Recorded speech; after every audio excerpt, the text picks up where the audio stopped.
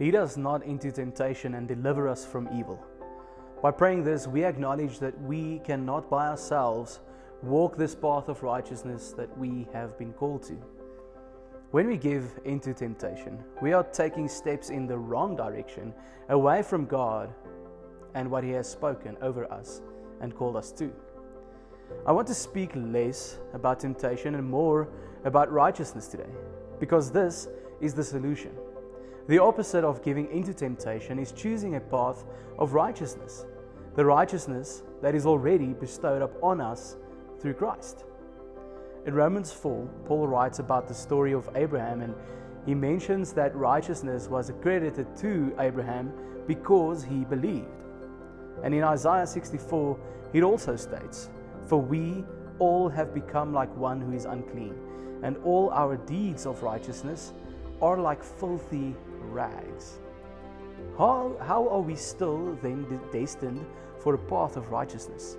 We are destined for it because we believe in God and in Christ as our Messiah.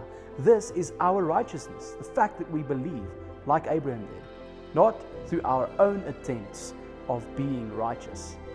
This leads us to become content in God's will for us. Being content does not mean settling for less. It means to be totally at peace with what we have. Lastly, Paul writes the following to Timothy in chapter 6 of his letter. Paul is speaking about some church leaders and their perspective of using the gospel for their own gain. He says the following: "They are conceited and understand nothing. They have an unhealthy interest in controversies and quarrels about words that result in envy, strife, malicious talk, evil suspicions, and constant friction between people of corrupt mind. They have all been robbed of the truth, and they think that godliness is a means to financial gain.